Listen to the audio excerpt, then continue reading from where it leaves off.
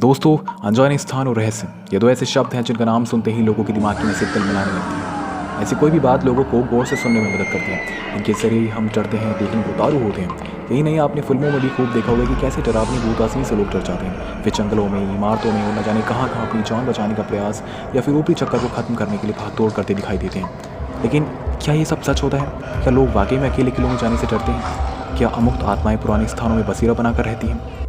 दोस्तों, ऐसे कई सवाल आपके और मेरे मन को हमेशा से कौंधते आए हैं। कई लोगों का मानना है कि दुनिया 21वीं सदी में प्रवेश कर चुकी है, विज्ञान काफ़ी तरक्की कर चुका है।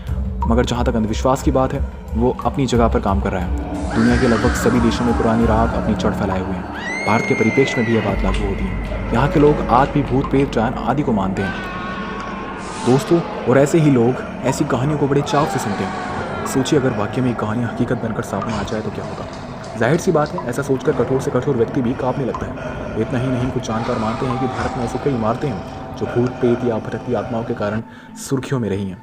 ऐसे में स्थान हजारों वर्ष से एक भयानक श्राप झेल रहे हैं। यहाँ आने जाने पर ऊपरी चक्कर लोगों को नुकसान पहुँचा देते हैं। आज हम कुछ किस्सों को जन्म देने वाली जगहों के पीछे की बात करने वाले हैं। दोस्तों, सबसे पहले हम बात करने वाले हैं पिसावा के जंगल। दोस्तों, स्थानीय लोगों के अनुसार उत्तर प्रदेश के मथुरा जिले के देहात इलाके में एक ऐसी जगह भी है जिसके अंदर घुसने से पर्यटकों का कलेजा कांप जाता है। कारण बताया जाता है कि सर आवाज़ आती रहती है यहाँ पर, और रात में काला सा पर्दा छा जाता है। इतना ही नहीं, छाता तहसील के इस पिसावा नामक गाँव के पास यह स्थान तरह तरह के पेड़ों, हिंस, करीर और जीवों का बसेरा भी है। यहाँ हज़ारों की संख्या में बंदर रहते हैं। पुराणों में लिखा गया है कि भारत में जब महाभारत का खत्म युद्ध हुआ तो आचार्य द्रोण के महाबलशाली पुत्र अश्वत्थामा पांडव की जय के बाद जिन झाड़ियों में प्रवेश कर गए थे वे यही हैं। घुमावदार जंगल के इस स्थान पर शनिवार को यज्ञ होता है। बड़ी संख्या में श्रद्धालु यहाँ परिक्रमा के लिए आते हैं। बच्चे, बूढ़े और महिलाएं तो रोज ही मिल जाएंगे, लेकिन वे भी इन झाड़ियों के भीतर नहीं जाते। आप यदि परिक्रमा या पूजन के लिए जाना चाहते हैं तो वहाँ वाहन चलते हैं, लेकिन यहाँ के प्रशासन और पदाधिकारियों ने अनदेखी कर इसकी प्रसिद्धि को अनजाना बना दिया है।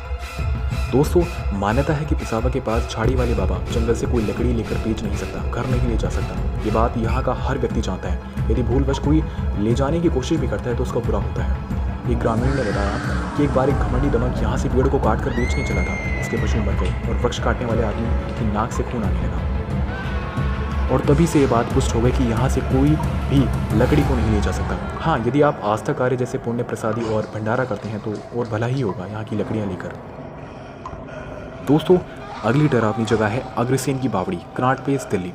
दोस्तों, अग्रसेन की बावड़ी राजधानी दिल्ली में कनॉट प्लेस से थोड़ी ही दूरी पर स्थित है। महाराजा अग्रसेन ने 14वीं शताब्दी में इस बावड़ी का निर्माण करवाया था। इसकी लंबाई 60 मीटर और चौड़ाई करीबन 15 मीटर है। इस प्राचीन स्मारक को भारतीय पुरातत्व सर्वेक्षण ने का संरक्षण प्राप्त है। किसी ज़माने में यह हमेशा पानी से भरी रहती थी, लेकिन अब यह सूख चुकी है। इसके बारे में प्रचलित है कि इसका काला पानी लोगों को सम्मोहित करता है, आत्महत्या के लिए उकसाता है। दोस्तों, इसके तल तक पहुंचने के लिए 106 सीढ़ियां उतरनी पड़ती हैं। ASI के अधीन होने के बावजूद लोगों को इसके बारे में ज़्यादा पता नहीं है। यदि आप कनॉट प्लेस जाकर भी किसी से इसके बारे में पूछेंगे तो वह अनभिज्ञता जाहिर कर देगा। दोस्तों, अगला नंबर है जमाली कमाली मस्जिद और कब्र, जो कि दिल्ली के महरौली में स्थित है। दोस्तों, यह मस्जिद दिल्ली के महरौली में स्थित है। यहाँ 16वीं शताब्दी के सूफी संत जमाली और कमाली की कब्र मौजूद है। इस जगह के बारे में लोगों का विश्वास है कि यहाँ जिन रहते हैं। कई लोगों को इस जगह पर डरावने अनुभव हुए हैं।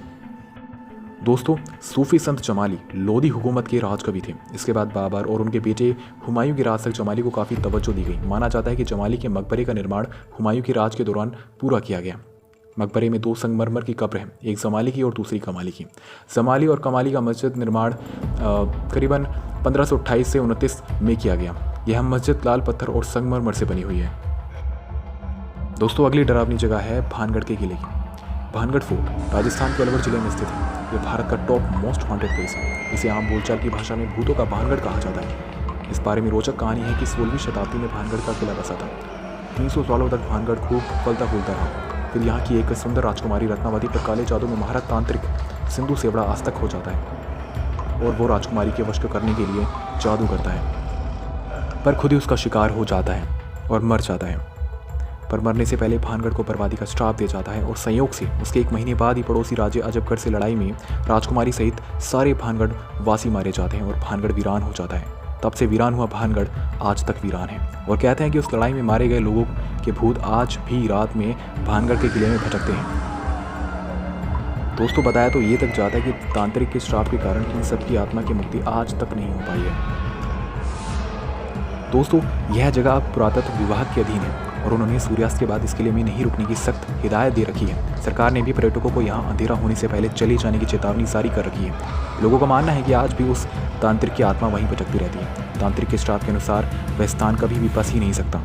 वहाँ रहने वाले लोगों की मृत्यु हो जाती है लेकिन उनकी आत्मा को मुक्ति ही नहीं मिल पाती। दोस्तों अगला नंबर है बडोग सुरंग, नंबर 33, हिमाचल प्रदेश। इस सुरंग का निर्माण एक अंग्रेज इंजीनियर बडोग ने करवाया था, इसलिए इसे बडोग सुरंग भी कहते हैं। बडोग सुरंग के साथ एक दर्द भरी कहानी जुड़ी है दोस्तों।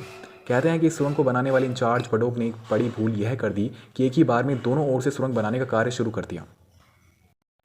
दोस्तों अंदाजे की भूल से सुरंग के दोनों छोर मिल ही नहीं पाए, जिसके कारण उन पर 1 रुपये का जुर्माना किया गया।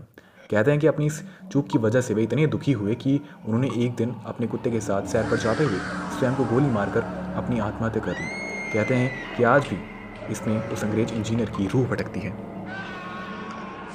तो दोस्तों कैसी लगी आज की हमारी यह वीडियो, कमेंट्स, लाइक और शेयर करके ज़रूर बताइएगा। और हाँ, अगर आपको ऐसी इंटरेस्टिंग और मिस्टीरियस वीडियो देखना पसंद है तो प्लीज़ हमारे चैनल को सब्सक्राइब करें और साइड में दिए हुए बेल आइकन को दबाना ना भूलें, क्योंकि मैं हर हफ्ते ऐसी इंटरेस्टिंग और मिस्टीरियस वीडियो लाता रहता हूँ। तो मिलते हैं ऐसे इंटरेस्टिंग और मिस्टीरियस वीडियो के साथ, तब तक के लिए बाय बाय।